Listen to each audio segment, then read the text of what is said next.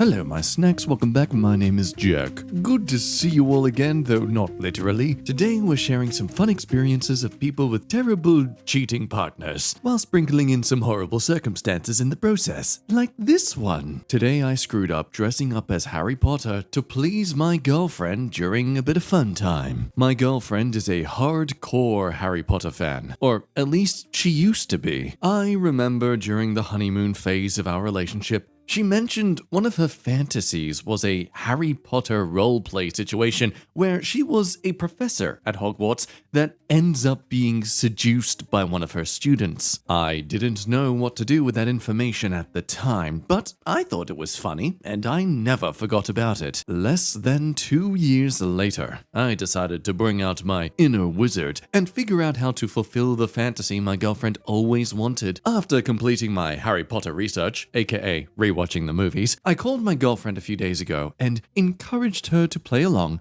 and avoid asking questions when she came over that evening. That was it. No spoilers. When my girlfriend showed up at my flat, I was standing in the lounge wearing a Harry Potter costume and pointing a wand at her. She laughed. I referred to my girlfriend as Professor and asked her if she remembered that spell she taught me during dark arts class that paralyzed people. My girlfriend was still laughing, but she eventually nodded in response to my question. I waved my wand and shouted, "Oh, Jesus Christ, Petrificus Totalis!"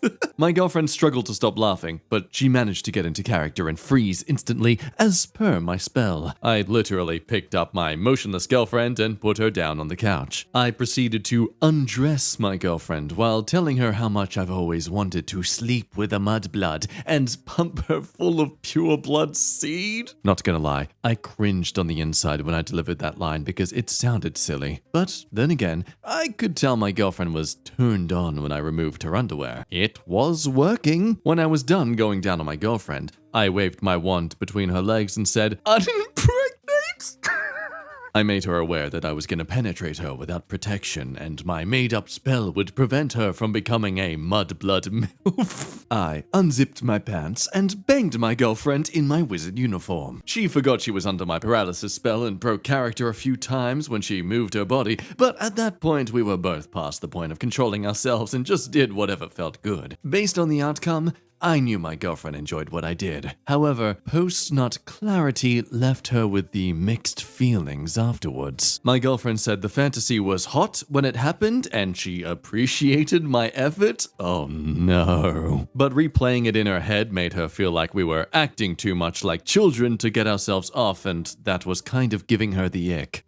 It's the ick. Sorry mate, your relationship's dead now. She never said it in so many words, but I sensed that she was low-key trying to tell me that she outgrew her Harry Potter fantasy and I was probably too late. Instead of letting it go and moving on, I revisited the topic last night. Almost a week since the fantasy, I decided to ask my girlfriend what I could do differently in case I wanted to surprise her with a sequel. Time for a metaphorical gut punch. My girlfriend sighed and said I could just copy and paste what her ex-boyfriend did. She paused mid-sentence and looked at me like she suddenly realized she said something bad. Against my better judgment, I encouraged my girlfriend to finish her sentence. She said she didn't really care about Harry Potter prior to meeting her ex, who was the OG Potter fan apparently. She said his nerdy obsession with Harry Potter was endearing. I asked, how endearing? My girlfriend dodged my question and said I should focus on the fact she enjoyed the version of her fantasy I created. I asked what was her ex's version. My girlfriend said, if you really want to know, before telling me that her ex enjoyed playing the role of a Quidditch captain who ends up missing the game and losing the tournament because he was balls deep inside his wizard girlfriend. She said it was unexpectedly hot because her ex pretended to be reluctant and submissive, whereas she had to be distracting and dominant, which was new for her. She said she didn't know she could squirt until she dominated her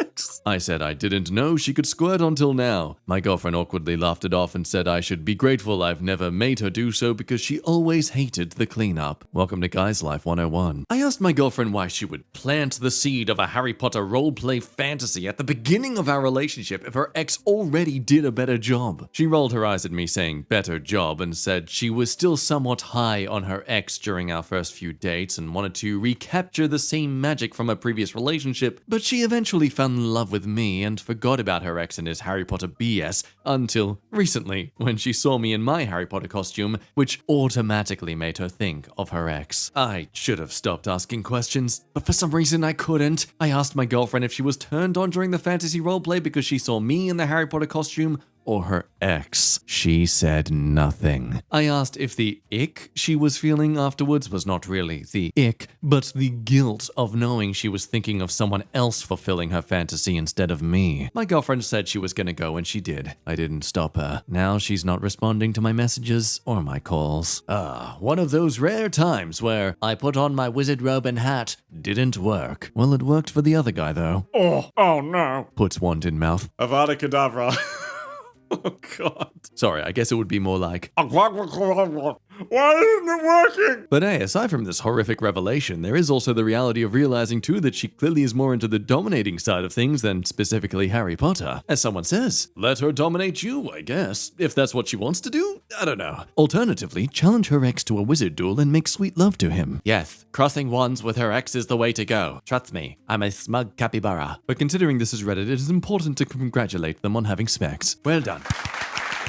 You've achieved what none of us could. But let's actually debate this for a second. Do you think he's in the wrong? Like he set himself up for failure here by constantly prying and asking her for more information? But also, do you think she's absolutely an idiot for the way she explained the situation? Like she could have just brought up the fact she enjoys the doming side of things without bringing up the whole story of her ex. As someone says here, she had to go through a whole mental game to get you to do it, put you down as well, even if it wasn't her intent. You went out of your way to try something new and embarrassing under the wrong pretext. You shouldn't feel like the bad guy here. Of course, you can equally argue that it's not like the girlfriend actually said she wanted this. This was just something she brought up in passing like 2 years ago. So what do you think? Let me know down below.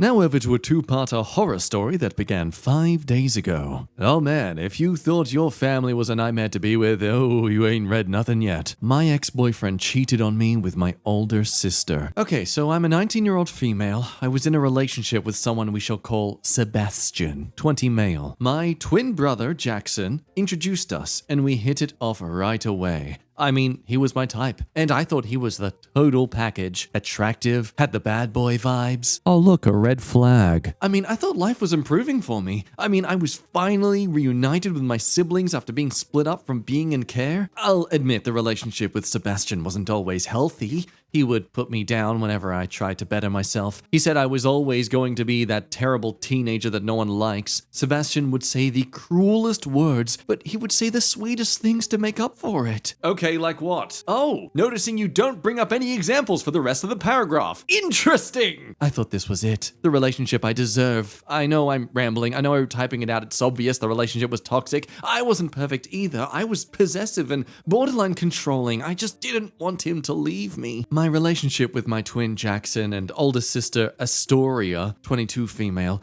it wasn't perfect either. My other brother, Elliot, theorized they were resentful of the fact I was raised by our mother until I was 14, and then I was taken into care. We are all half-siblings, bar Jackson and myself. But our mother wasn't an angel. She was an addict, and she should never become a mother. Okay, I'm rambling again. It's just, where did everything go wrong with us? I just didn't expect Astoria to do this. She was my big sister. I love her, but at the same time, I really feel so much anger. Okay, now on the main story. So I just came off work. I'm an apprenticeship for becoming a residential worker. I just wanted to give back and finally do some good. I want to be a better person. So I was exhausted and I hadn't seen my sister in about 2 weeks, so I thought I would pop into her apartment and give her a surprise, maybe order a takeout. When I went over, I saw my ex-boyfriend's car parked outside the apartment complex. Again, I didn't think much of it. I mean, he's a friend to all my siblings, bar Elliot, so I thought they were hanging out. Imagine to my disgust and horror and surprise, I was hearing them. I was feeling sick, but I was trying to convince myself it was just a movie. Well, it wasn't a movie, obviously. They were doing the deed in the living room. A huge shouting match occurred between myself and my sister, and God, I was so tempted to just slap her. I was feeling so many emotions. I mean, Astoria tried saying sorry, but she fell in love with him. Sebastian didn't even look me in the eye. The flipping coward, am I right? I told her point blank that I don't have any respect for her and she reminds me of Mom. She was crying. I mean, none of us wants to be compared to our mom. It's the worst insult. And she called me a bitch and saying I got everything and that I can't even support that she's finally happy. I mean, yeah, but like at my expense. Anyway, I told her to go frick herself, and when I finally got home where Jackson is, he laid it into me, saying I took it too far and that I know Astoria hadn't had it easy. He said the most gut-wrenching thing I have ever heard to date. You know, you aren't easy to love. I honestly wanted to throw up. It's like having every dark thought of yourself and being validated by the person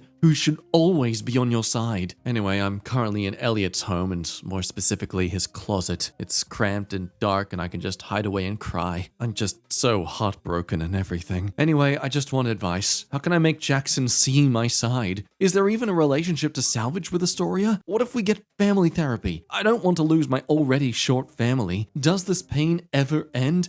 I know this sounds fake. If it wasn't me, I would think it's fake as well, but it's not. God, is it bad I miss Sebastian, but at the same time, I hope everything goes wrong for him? Maybe when my heart stops hurting, I can actually think how to make him hurt how I hurt. Anyway, seeing this all down on a phone screen feels a bit better. Getting it all off my chest. Oh wow, it's almost as if that's the subreddit for it, huh? So anyway, yeah, an extremely challenging situation in a way. To summarize the most valid comment here, you and all your siblings were screwed up by your parents. You all need therapy. If anything, technically none of you are easy to love because of trauma and stuff, but obviously that doesn't mean you should be able to steal each other's points of happiness. Besides, this guy's clearly exposed himself as not being a worthy boyfriend anyway, so it's kind of nice that he cheated. Rather, there be evidence that he's an a-hole versus him breaking up with you in a very respectful and considerate way. Like, goddamn, sometimes it's worse to be dumped in a respectful way.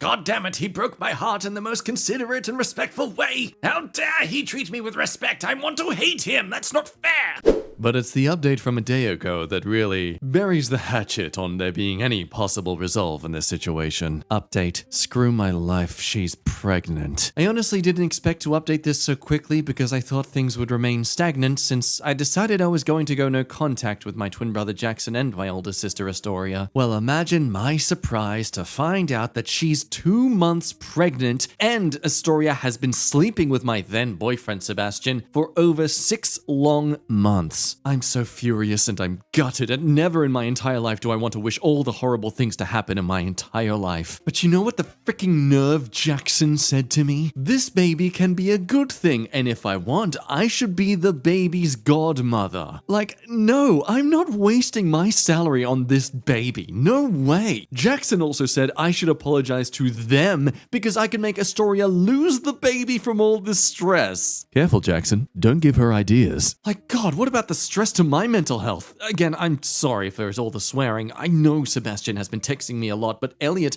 won't even let me look at the texts. The only good thing I got going is this kind Redditor PMing me and my older brother Elliot who has my back. So yeah, any thoughts of reconciliation I think we can just throw out the window, and honestly, for good. Like, it is sorry to say to the OP that they've definitely lost this part of their family, but also, I think you're clearly going to be better off. If this is how they're responding to this situation, I don't think they deserve you in the first place. But also, to be a bit of a devil's advocate, I'd have to wonder what exactly causes someone like your twin brother to react in this way. After all, the OP does admit that they weren't really the best person in a relationship with Sebastian at the time either. But let's be real, what do you have to do for someone cheating on you with your sibling to have to be considered, you kind of deserve that though? I mean, what, do you like to kick puppies whenever you see them on the street? I don't...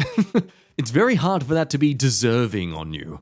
over to another horrific experience 2 days ago, but not as traumatic. Maybe. I don't know. I will keep this secret to my grave. Well, this has got to be the most embarrassing thing that has ever happened to me. Yet, I'm the only one who knows it happened. I've never told a soul, but it's something I have been dying to share with someone, and I am too embarrassed to even say it out loud. So why not do it here anonymously? Praying this does not go viral, lol. I won't be giving any names because honestly, I feel that if the people in this story ever came across this post, they would know exactly who I am. So I'll just start with a little context. At one point in my life, I rented a spare bedroom in my best friend's parents' home. It was a 3-bedroom house. Her parents shared one, while she and her partner shared the second, and I of course had the third. This house only had one bathroom, which never really seemed to be a problem for me as I was always either working or out and about. Unfortunately, one night my luck ran out. It was about 4 a.m. and I woke up with my stomach on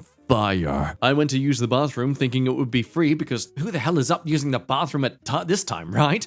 Well, turns out it's occupied by her dad. And I was not about to knock, no matter how much of an emergency it was. I turned back to my room and I'm sitting on my bed, legs literally shaking. I thought he'd be out soon. I went from legs shaking to now pacing my room. Mind you, my stomach has now been burning for the past 15 minutes. I went to check again. It's silent, but he's still in there. I go back to my room and continue pacing. At this point, I'm looking around to see what I can use or where I could go. I'm becoming desperate. I thought about finding a spot in the backyard, but there were dogs that I knew would be too noisy jumping all over me, and I didn't want to be caught mid-poopy by 4 a.m. by her dad.